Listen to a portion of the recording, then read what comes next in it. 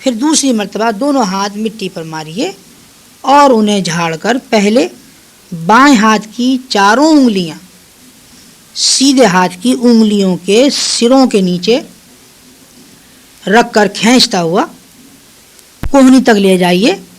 اس طرح لے جانے میں سیدھے ہاتھ کے نیچے کی جانب پھر جائے گا. پھر بائیں ہاتھ کی ہتھیلی سیدھے ہاتھ کے اوپر کی طرف کوہنیوں سے انگلیوں کی طرف کھینچتے ہوئے لائیے. ٹھیک. اور بائیں ہاتھ کے انگوٹھے کے اندر کی جانب کو سیدھے ہاتھ کے انگوٹھے کی پشت پر پھیریے. پھر اسی طرح سیدھے ہاتھ کو بائیں پر پھیریے. پھر انگلیوں کا خلال کریے. اگر انگوٹھی پہنے ہوئے ہوں تو اسے اتارنا یا ہلانا ضروری ہے. داڑھی کا خلال کرنا بھی سنت ہے. اور ظاہر ہے یہ داڑھی والا مسئلہ انہی بھائیوں کے لیے ہے کہ جن کی داڑھی ہو اور جنہیں اس کی توفیق نہیں. ان کے لیے دعا ہے کہ اللہ رب العزت انہیں اس عظیم سنت نبی صلی اللہ علیہ وسلم پر عمل کی توفیق عطا ہو. اب یہ فرمائیے کن چیزوں پر تیمم کرنا جائز ہے؟ پاک مٹی، ریت، پتھر، چونا اور مٹی کے کچے یا پکے برتن جن پر روغن نہ ہو. بہتر. اور مٹی کی کچی یا پکی اینٹیں اور مٹی یا اینٹوں یا پتھر یا چونے کی دیوار اور گیرو اور ملتانی پر تیمم کرنا جائز ہے. اب یہ فرمائیے کہ کن چیزوں پر تیمم کرنا ناجائز ہے؟ جی اس سلسلے میں صرف ایک فارمولہ سمجھ لیجیے آپ. جی.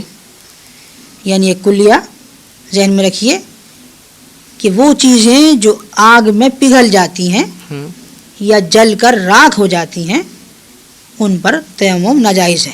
مثلا لکڑی، لوہا، سونا، چاندی، تانبا، پیتل، المونیم، شیشہ، رانگ، جست، گیہوں، جو اور تمام غلے، کپڑا، راکھ وغیرہ. یہ فرمائیے پتھر، چونے یا اینٹوں کی دیوار پر غبار نہ ہو تو تیمم جائز ہوگا یا نہیں؟ جن چیزوں پر ہم نے تیمم جائز بتایا ہے ان پر غبار ہونے کی کوئی شرط نہیں. پتھر یا اینٹ یا مٹی کے برتن دھلے ہوئے ہوں جب بھی ان پر تیمم جائز ہے. جن چیزوں پر تیمم ناجائز ہے اگر ان پر غبار ہو تو تیمم ہو جائے گا یا نہیں؟ ہاں جب اتنا غبار ہو کہ ہاتھ مارنے سے اڑنے لگے یا اس چیز پر ہاتھ رکھ کر کھینچنے سے نشان پڑ جائے جی تو تیمم جائز ہے. بہتر. اگر پانی نہ ملنے کی وجہ سے تیمم کر لیا اور نماز پڑھ لی پھر پانی مل گیا تو اس کے متعلق کیا حکم ہے؟ اس صورت میں نماز ہو گئی، اب اسے لوٹانے کی حاجت نہیں، چاہے پانی وقت کے اندر ملا ہو یا وقت کے بعد. تیمم کن چیزوں سے ٹوٹتا ہے؟ جن چیزوں سے وضو ٹوٹتا ہے ان سے تیمم بھی ٹوٹ جاتا ہے. جی. ہاں غسل کا تیمم صرف حدث اکبر سے ٹوٹتا ہے یعنی احتلام کی صورت سے. اور اگر پانی نہ ملنے کی وجہ سے تیمم کیا تھا تو وہ تیمم پانی پر قدرت حاصل ہو جانے سے بھی ٹوٹ جاتا ہے. اور اگر کسی اور عذر مثلا مرض وغیرہ کی وجہ سے تیمم کیا تھا تو اس عذر کے جاتے رہنے سے بھی تیمم ٹوٹ جاتا ہے. ایک وقت کی نماز کے لیے تیمم کیا تو دوسرے وقت کی نماز اس سے جائز ہے یا نہیں؟ ایک تیمم سے جب تک وہ نہ ٹوٹے جتنے وقتوں کی چاہیں آپ نماز پڑھ سکتے ہیں. اسی طرح فرض نماز کے لیے جو تیمم کیا ہے اس سے فرض نماز، نفل نماز، قرآن مجید کی تلاوت، جنازے کی نماز اور سجدہ تلاوت یعنی کہ تمام عبادتیں جائز ہیں. تیمم کی مدت کیا ہے؟ جب تک پانی نہ ملے یا عذر باقی رہے تیمم جائز ہے. اگر اسی حال میں کئی سال بھی گزر جائیں تو کچھ مذائقہ نہیں. اب قاری صاحب یہ فرمائیے کہ ناپاک چیز نکل کر کتنی بہہ جائے تو وضو یا تیمم ٹوٹ جاتا ہے؟ کوئی ناپاک چیز بدن سے نکل کر اس مقام کی طرف جی جس کا وضو یا غسل میں دھونا فرض ہے جی تھوڑی سی بھی بہہ جائے تو خواہ وہ وضو کیے ہوئے ہوں آپ یا تیمم جی دونوں ٹوٹ جائیں گے. اور یہ تو آپ کو علم ہے ہی کہ عام طور پر وضو اور تیمم ٹوٹنے کی ایک ہی قسم کی شرائط ہیں۔ اب یہ فرمائیے کہ اگر آنکھ میں خون نکل کر آنکھ کے اندر بہا، باہر نہیں نکلا تو وضو ٹوٹا یا نہیں؟ نہیں ٹوٹا، کیونکہ آنکھ کے اندر کا حصہ نہ وضو میں دھونا فرض ہے نہ غسل میں۔ اب یہ فرمائیے اگر زخم پر خون ظاہر ہوا، اسے انگلی یا کپڑے سے صاف کر لیا، پھر ظاہر ہوا پھر صاف کر لیا، کئی بار ایسا کیا تو وضو ٹوٹا یا نہیں؟ اس صورت میں یہ دیکھیے کہ اگر خون صاف نہ کیا جاتا جی جی تو بہہ جانے کے لائق تھا یا نہیں۔ جی اگر اتنا تھا کہ بہہ جاتا تو وضو ٹوٹ گیا، ٹھیک۔ اور اگر اتنا نہیں تھا تو وضو نہیں ٹوٹا۔ اب یہ فرمائیے کہ قے میں کیا چیز نکلے تو وضو ٹوٹے گا؟ قے میں پت یا خون جی یا کھانا یا پانی نکلے اور منہ بھر ہو جی تو وضو ٹوٹ جائے گا، اور اگر خالص بلغم نکلے تو وضو نہیں ٹوٹے گا۔ اگر تھوڑی تھوڑی قے کئی مرتبہ ہوئی تو کیا حکم ہے؟ اگر ایک متلی سے کئی بار قے ہوئی جی اور اس کا مجموعہ اس قدر ہے کہ منہ بھر جائے تو وضو ٹوٹ جائے گا۔ ہاں اگر ایک متلی سے تھوڑی قے ہوئی پھر وہ متلی جاتی رہی اور دوبارہ متلی پیدا ہو کر تھوڑی سی قے ہوئی تو ان دونوں مرتبہ کی قے کو جمع نہ کیا جائے گا اچھا اور وضو نہیں ٹوٹے گا۔ ٹھیک۔ اب یہ فرمائیے کہ بدن میں کسی جگہ پھنسی ہے، اس میں سے خون یا پیپ کا دھبا کپڑے میں لگ جاتا ہے تو کپڑا پاک ہے یا نہ پاک؟ اگر خون یا پیپ نکل کر بہنے کے لائق نہیں ہے، جی جی کپڑا لگنے سے دھبا آ جاتا ہے تو وہ کپڑا پاک ہے، ٹھیک۔ لیکن پھر بھی دھو ڈالنا بہتر ہے۔ قے اگر منہ بھرنا ہو تو وہ ناپاک ہے یا نہیں؟ قے اگر منہ بھرنا ہو تو ناپاک نہیں۔ اب یہ فرمائیے کہ کسی ضرورت مند کو بدن سے خون فراہم کرنے سے یا مچھر پسو وغیرہ کے کاٹنے سے وضو ٹوٹے گا یا نہیں؟ کسی ضرورت مند کو بدن سے خون دینے سے وضو ٹوٹ جائے گا، کیونکہ اگر وہ خون بدن سے نکال کر بوتل میں جمع نہ کیا جاتا تو یقیناً بہہ جاتا، جی اور مچھر پسو یا اسی قسم کے معمولی کیڑوں کے کاٹنے سے وضو نہیں ٹوٹتا، اچھا کیونکہ یہ بہت تھوڑی مقدار میں خون چوستے ہیں جو بہنے کے لائق نہیں ہوتا۔ اب یہ فرمائیے کہ کس نیند سے وضو نہیں ٹوٹتا؟ کھڑے کھڑے سو جانے یا بغیر سہارا لگائے ہوئے بیٹھ کر سونے یا نماز کی کسی حالت پر سونے سے وضو نہیں ٹوٹتا، جیسے سجدے میں کوئی سو گیا یا قاعدے میں نیند آ گئی تو وضو نہیں ٹوٹے گا۔ جی قاری صاحب یہ فرمائیے کیا نماز میں قہقہہ مار کر یا کھلکھلا کر ہنسنے سے سب کا وضو ٹوٹ جاتا ہے، اور قہقہے سے کیا مراد ہے؟ قہقہ مارنے سے مراد یہ ہے کہ اتنے زور سے کوئی ہنسے کہ اس کی آواز دوسرے پاس والے لوگ سن سکیں۔ نماز میں قہقہ مار کر ہنسنے سے وضو ٹوٹنے کی یہ شرطیں ہیں۔ نمبر 1، ہنسنے والا بالغ مرد یا عورت ہو، کیونکہ نابالغ کے قہقہے سے وضو نہیں ٹوٹتا۔ ٹھیک۔ نمبر 2، جاگتے میں ہنسے، پس اگر نماز میں سو گیا اور سوتے میں کوئی قہقہ مار کر ہنسا تو اس صورت میں وضو نہیں ٹوٹے گا۔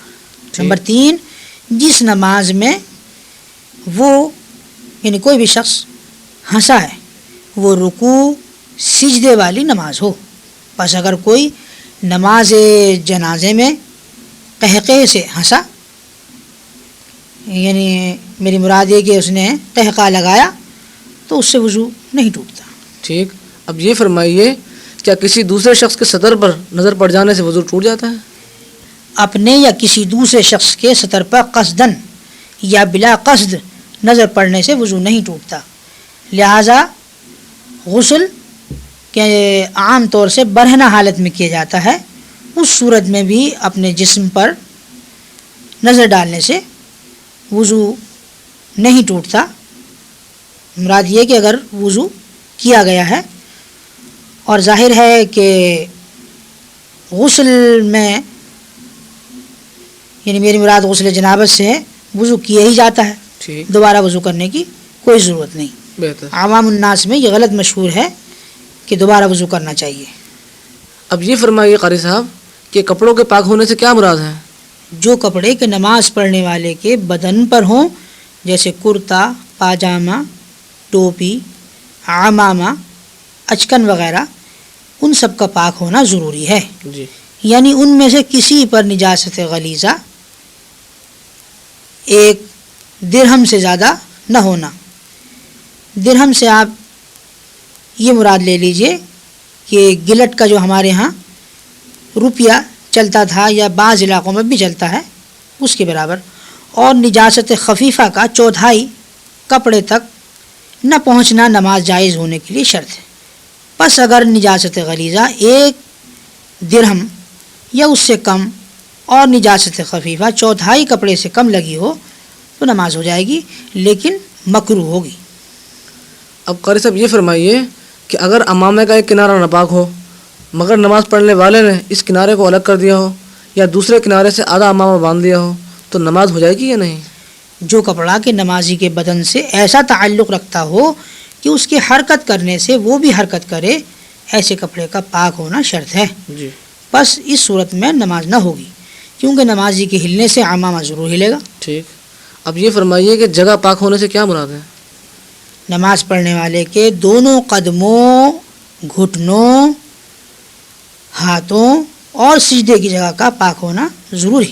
ٹھیک. جس چیز پر نماز پڑھی جائے اگر اس کی دوسری جانب ناپاک ہو تو کیا حکم ہے؟ اگر لکڑی کے تختے یا پتھر یا بچھی ہوئی اینٹوں پر یا کسی اور ایسی ہی سخت یا موٹی چیز پر نماز پڑھیں جی اور اس کا وہ رخ جس پر نماز پڑھی جی پاک ہے تو نماز ہو جائے گی. دوسرا رخ ناپاک ہو تو کچھ حرج نہیں. ٹھیک. اور اگر پتلے کپڑے پر نماز پڑھی جی اور اس کے دوسرے رخ پر نجاست تھی جی تو نماز درست نہ ہوگی. ٹھیک. اگر نماز کی جگہ پاک ہے لیکن کہیں آس پاس نجاست ہے، اس کی بو نماز میں آتی ہے تو نماز ہوگی یا نہیں؟ نماز ہو جائے گی، لیکن قصداً ایسی جگہ پر نماز پڑھنی بہتر نہیں. قاری صاحب یہ فرمائیے سطر چھپانے سے کیا مراد ہے؟ سطر چھپانے سے یہ مراد ہے کہ مرد کو ناف سے گھٹنے تک اپنا بدن چھپانا فرض ہے. یہ ایسا فرض ہے کہ نماز کے اندر بھی فرض ہے اور نماز کے باہر بھی. قاری صاحب ذرا ایک دفعہ اور فرما دیجیے اسے. مرد کو ناف سے گھٹنے تک جی اپنا بدن چھپانا فرض ہے. یہ ایسا فرض ہے کہ نماز کے اندر بھی فرض ہے اور نماز کے باہر بھی.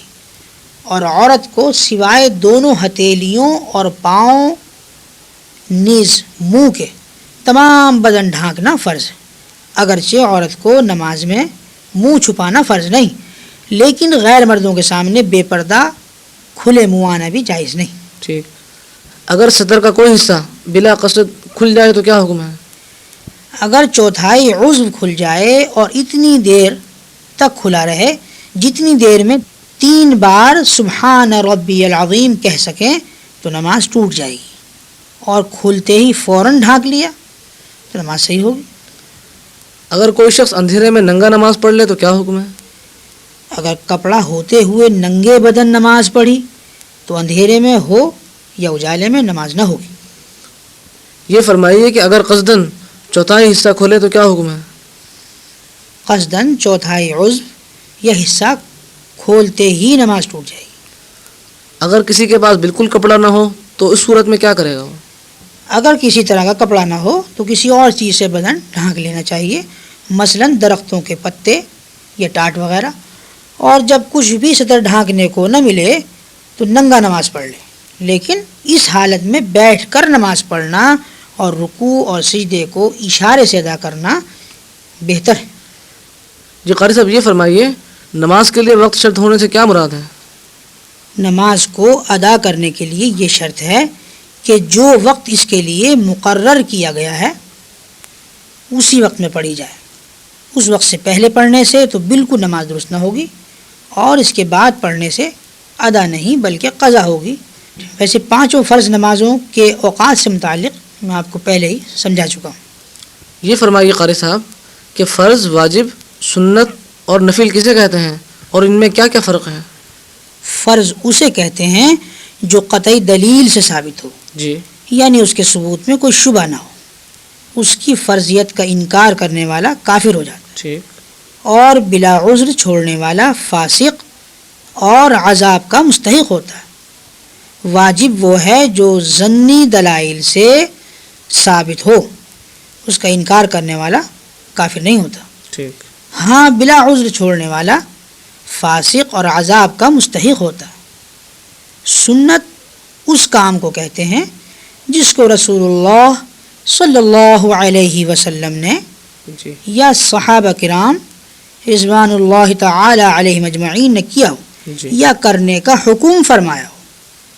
نفل ان کاموں کو کہتے ہیں جن کی فضیلت شریعت میں ثابت ہو، ان کے کرنے میں ثواب ہو اور چھوڑنے میں عذاب نہ ہو، اسے مستحب اور مندوب اور تطوع بھی کہتے ہیں۔ یہ فرمائیے کہ فرض کی کتنی قسمیں ہیں؟ فرض کی دو قسمیں ہیں، فرض عین اور فرض کفایہ۔ ٹھیک فرض عین اس فرض کو کہتے ہیں جس کا ادا کرنا ہر شخص پر ضروری ہو اور بلا عذر چھوڑنے والا فاسق اور گنہگار ہو، ٹھیک اور فرض کفایہ وہ فرض ہے جو ایک دو آدمیوں کے ادا کر لینے سے سب کے ذمے سے اتر جائے، اور کوئی ادا نہ کرے تو سب گنہگار ہوں۔ اب یہ فرمائیے کہ سنت کی کتنی قسمیں ہیں؟ سنت کی دو قسمیں ہیں، سنت موقدہ اور سنت غیر موقدہ۔ جی سنت موقدہ اس کام کو کہتے ہیں جسے حضور رسول کریم صلی اللہ علیہ وسلم نے ہمیشہ کیا یا کرنے کے لیے فرمایا ہو اور ہمیشہ کیا گیا ہو، یعنی بغیر عذر کبھی نہ چھوڑا۔ ایسی سنتوں کو بغیر عذر یعنی بغیر مجبوری کے جی جی چھوڑ دینا گناہ ہے، ٹھیک اور چھوڑنے کی عادت کر لینا سخت گناہ ہے۔ اور سنت غیر موقدہ اسے کہتے ہیں جسے حضور صلی اللہ علیہ وسلم نے اکثر کیا ہو لیکن کبھی کبھی بغیر عذر چھوڑ بھی دیا ہو۔ ان سنتوں کے کرنے میں مستحب سے زیادہ ثواب ہے اور چھوڑنے میں گناہ نہیں۔ ٹھیک ان سنتوں کو سنن زوائد بھی کہتے ہیں، ٹھیک یعنی زائد سنتیں۔ ٹھیک اب قاری صاحب یہ فرمائیے کہ حرام اور مکروہ تحریمی اور مکروہ تنزیہی سے کیا مراد ہے؟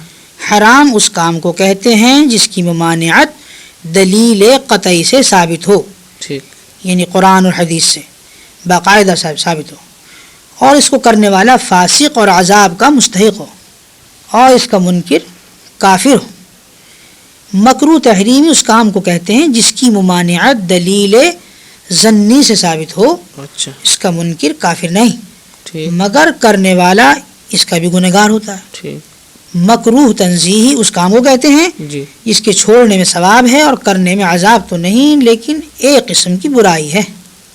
اب یہ فرمائیے کہ مباح کس کو کہتے ہیں؟ مباح اس کام کو کہتے ہیں جس کے کرنے میں ثواب نہ ہو اور نہ کرنے میں گناہ اور عذاب بھی نہ ہو۔ ٹھیک قاری صاحب یہ فرمائیے کہ استقبال قبلہ کے معنی کیا ہیں؟ استقبال قبلہ سے مراد یہ ہے کہ قبلے کی طرف منہ کرنا۔ ٹھیک اب یہ فرمائیے کہ استقبال قبلہ نماز میں شرط ہونے کا کیا مطلب ہے؟ نماز پڑھتے وقت ضروری ہے کہ نماز پڑھنے والے کا منہ قبلے کی طرف ہو۔ ہاں یہ تو آپ کو یاد ہی ہوگا کہ قبلے سے متعلق کافی کچھ میں پہلے آپ کو سمجھا چکا ہوں۔ جی جی اب قاری صاحب ذرا یہ فرمائیے کہ اگر کوئی شخص بیمار ہو اور اس میں اتنی ہمت نہ ہو کہ وہ اپنا منہ قبلے کی طرف کر سکے اور اس میں ہلنے کی طاقت بھی نہ ہو تو اس کے متعلق کیا حکم ہے؟ اگر کوئی دوسرا شخص موجود ہو جی جو بیمار کو قبلہ رخ کر سکتا ہو جی اور مریض کو زیادہ تکلیف ہونے کا اندیشہ بھی نہ ہو جی تو اس کا منہ قبلے کی طرف کر دیا جائے، اور اگر دوسرا آدمی نہ ہو یا مریض کو سخت تکلیف ہوتی ہو جی تو جس طرف منہ ہو اسی طرف نماز وہ پڑھ لے۔ نیت سے کیا مراد ہے؟ نیت دل سے ارادہ کرنے کو کہتے ہیں۔ نیت میں کس چیز کا ارادہ کرے؟ نیت میں خاص اس فرض نماز کا ارادہ کرنا ضروری ہے جو پڑھنا آپ چاہتے ہیں۔ جی مثلا فجر کی نماز پڑھنی ہے تو یہ ارادہ کرنا چاہیے کہ آج کی نماز فجر پڑھتا ہوں، یا قضا نماز ہو تو یوں نیت کرنی چاہیے کہ فلاں دن کی نماز فجر پڑھتا ہوں۔ اور اگر امام کے پیچھے نماز پڑھ رہے ہوں تو امام کی بھی نیت کرنا ضروری ہے کہ ان کے پیچھے پڑھ رہا ہوں۔ نیت کا زبان سے کہنا کیسا ہے؟ نیت کا زبان سے کہنا مستحب ہے. جی اگر زبان سے نہ کہیں جی. تو نماز میں کچھ نقصان نہیں، اور کہہ لیں تو اچھا ہے. اب یہ فرمائیے کہ نفل نماز کی نیت کس طرح کرنی چاہیے؟ نماز نفل کی نیت اتنی کافی ہے کہ نماز نفل پڑھتا ہوں، نماز سنت اور تراویح کے لیے بھی اتنی ہی نیت کافی ہے. خیال رہے کہ تراویح کی 20 رکعات ہیں جو کہ رمضان شریف کے دوران روزانہ عشاء کی نماز میں وطروں سے قبل ادا کی جاتی ہے. ٹھیک. اور یہ بھی خیال رہے کہ یہ سنت مؤکدہ ہے، یعنی جی ہر بالغ مرد و عورت پر جی. پورے ماہ پوری 20 تراویح ادا کرنا لازم و ملزوم ہے. جی قاری صاحب، الحمدللہ نماز کی تمام شرائط تو میری سمجھ میں آ گئی. اب یہ فرمائیے کہ نماز ادا کرتے ہوئے کیا کیا باتیں ایسی ہیں کہ ان میں سے اگر کوئی چھوٹ جائے تو نماز ادا نہیں ہوتی؟ ایسی باتوں کو ارکان نماز یعنی فرائض نماز کہتے ہیں، جی. اور وہ 6 ہیں. ان میں سے اگر کوئی ایک بھی رہ جائے تو نماز فاسد ہو جاتی ہے. وہ 6 ارکان کیا کیا ہیں جناب؟ وہ 6 ارکان یہ ہیں. جی. نمبر 1 تکبیر تحریمہ کہنا. نمبر 2 قیام کرنا یعنی کھڑے ہونا. نمبر 3 قرأت یعنی قرآن مجید میں سے کچھ پڑھنا، جی. جس کی مقدار کم از کم 3 آیت یا اگر طویل ہو تو صرف 1 آیت بھی ہے. ٹھیک. چوتھے رکوع کرنا. 5ویں دونوں سجدے ادا کرنا. 6 قاعدہ اخیرہ یعنی نماز کے اخیر میں التحیات پڑھنے کی مقدار بیٹھنا، مگر تکبیر تحریمہ شرط ہے، رکن نہیں. یہ فرمائیے کہ تکبیر تحریمہ شرط ہے تو اسے پہلی 7 شرطوں کے ساتھ کیوں نہیں بیان کیا؟ چونکہ تکبیر تحریمہ جی. اور نماز کے ارکان میں کوئی فاصلہ نہیں ہے، جی. اور اسی سے نماز شروع ہوتی ہے. ٹھیک. اس لیے تکبیر تحریمہ کو ارکان نماز کے ساتھ بیان کرنا مناسب معلوم ہوا. تکبیر تحریمہ سے کیا مراد ہے؟ نیت باندھتے وقت اللہ اکبر کہتے ہیں. ٹھیک. اس تکبیر کے کہنے سے نماز شروع ہو جاتی ہے، اور جو باتیں کہ نماز کے خلاف ہیں وہ حرام ہو جاتی ہیں. اس لیے اسے تکبیر تحریمہ کہتے ہیں، یعنی ایسی تکبیر کہ جس کے بعد بہت سی باتیں جو ہیں یعنی مراد نماز کے خلاف جو ہیں جی جی. وہ قطعی حرام ہو گئیں. اب یہ فرمائیے کہ فرض نماز کی تکبیر تحریمہ جھکے جھکے ہی کہی تو وہ جائز ہوئی یا نہیں؟ نہیں، کیونکہ تحریمہ کے وقت فرض اور واجب نمازوں میں جبکہ کوئی عذر یعنی مجبوری نہ ہو جی. تو سیدھا کھڑا ہونا شرط ہے. ٹھیک. اب یہ فرمائیے کہ قیام سے کیا مراد ہے؟ قیام کھڑے ہونے کو کہتے ہیں، اور شرعی اصطلاح میں کھڑے ہونے سے ایسا سیدھا کھڑا ہونا مراد ہے کہ گھٹنوں تک ہاتھ نہ پہنچ سکے. قیام کس قدر اور کس نماز میں فرض ہے؟ فرض اور واجب نمازوں میں اتنا کھڑا ہونا فرض ہے جی. جس میں بقدر فرض قرأت پڑھی جا سکے، یعنی کم از کم 3 آیتیں یا زیادہ طویل ہو تو 1 آیت. اور اگر کھڑے ہونے کی طاقت نہ ہو تو کیا کریں؟ بیماری یا زخم یا دشمن کے خوف یا ایسے ہی کسی قوی مجبوری کی وجہ سے جی. کھڑے نہ ہو سکیں تو بیٹھ کر فرض اور واجب نمازیں پڑھنی جائز. اب یہ فرمائیے کہ نفل نماز میں قیام کا کیا حکم ہے؟ نفل نماز میں قیام فرض نہیں، بلا مجبوری یعنی بلا عذر کے بھی بیٹھ کر نفل پڑھے جا سکتے ہیں، لیکن بلا عذر بیٹھ کر نفل نماز پڑھنے میں صرف آدھا ثواب ملتا ہے. بہتر. یہ فرمائیے کہ قرأت سے کیا مراد ہے؟ قرأت قرآن مجید پڑھنے کو کہتے ہیں. نماز میں کتنا قرآن مجید پڑھنا ضروری ہے؟ کم از کم 1 آیت پڑھنا فرض ہے، ٹھیک. اور سورہ فاتحہ پڑھنا واجب ہے. اور فرض کی پہلی 2 رکعتوں اور نماز وتر اور سنت اور نفل کی تمام رکعتوں میں سورہ فاتحہ کے بعد کوئی اور سورت یا بڑی 1 آیت یا چھوٹی 3 آیتیں پڑھنا بھی واجب ہے. اور اس قرأت سے متعلق پہلے بھی میں آپ کو کئی بار بتا چکا ہوں. قاری صاحب یہ فرمائیے کیا سورہ فاتحہ تمام نمازوں کی ہر رکعت میں پڑھنا واجب ہے؟ فرض نماز کی تیسری رکعت اور چوتھی رکعت کے علاوہ ہر نماز کی، خواہ وہ فرض نماز ہو، واجب ہو، سنت ہو یا کہ نفل، ہر رکعت میں سورہ فاتحہ پڑھنا واجب ہے. قاری صاحب یہ فرمائیے کیا کسی نماز میں کوئی خاص صورت اس طرح بھی مقرر ہے کہ اس کے سوا دوسری صورت جائز نہ ہو؟ کسی نماز کے لیے کوئی صورت اس طرح مقرر نہیں. ٹھیک. شریعت نے آسانی کے لیے ہر جگہ سے قرآن مجید پڑھنے کی اجازت دی ہے. ٹھیک. بس اپنی طرف سے مقرر کر لینا شریعت کے خلاف ہے. البتہ اکثر حضور رسول کریم صلی اللہ علیہ وسلم فجر کی سنتوں کی پہلی رکعت میں قل یا ایھا الکافرون جی اور دوسری رکعت میں قل هو اللہ احد کی صورتیں پڑھا کرتے تھے. نیز وتر کی پہلی رکعت میں سبح اسمہ کی سورہ، دوسری رکعت میں قل یا ایھا الکافرون، ٹھیک. اور تیسری رکعت میں قل هو اللہ احد کی صورت پڑھنا بھی حضور اکرم صلی اللہ علیہ وسلم سے ثابت ہے. ٹھیک. قاری صاحب یہ فرمائیے کہ اگر کسی کو ایک آیت بھی یاد نہ ہو تو وہ کیا کرے؟